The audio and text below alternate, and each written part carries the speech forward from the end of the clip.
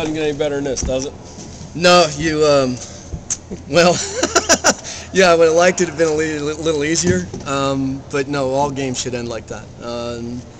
The Rosty coming up big, you know, then Smitty.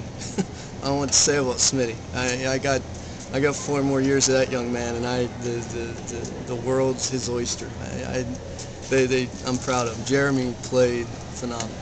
Yeah, I'm gonna sleep good.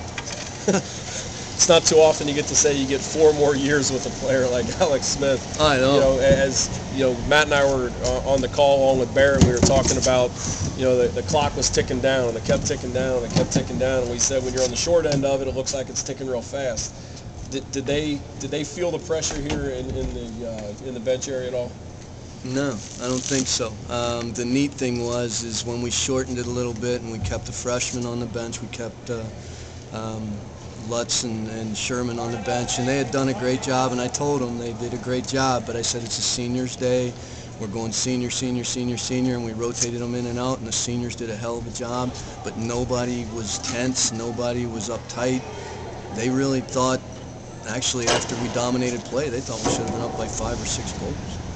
Yeah, we noticed it almost seemed like with about 7, 8 minutes to go in the game, the Lancers found a different gear. All of a sudden they started playing a lot faster. Was that because of the fact that you were playing the older guys and they knew that the end was near? I think so.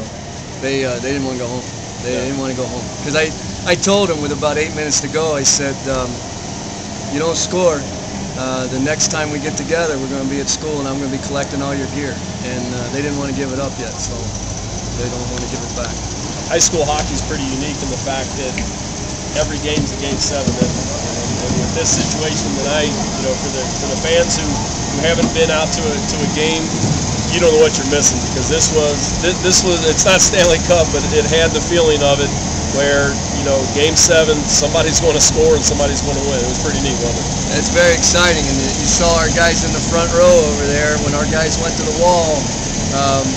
You know, they came down and joined them, so they were beating on the one side, our guys on the other. That's what it's all about. I mean, that's something that those fans are going to remember. That's something our kids are going to remember, and that's pretty cool. That's pretty exciting.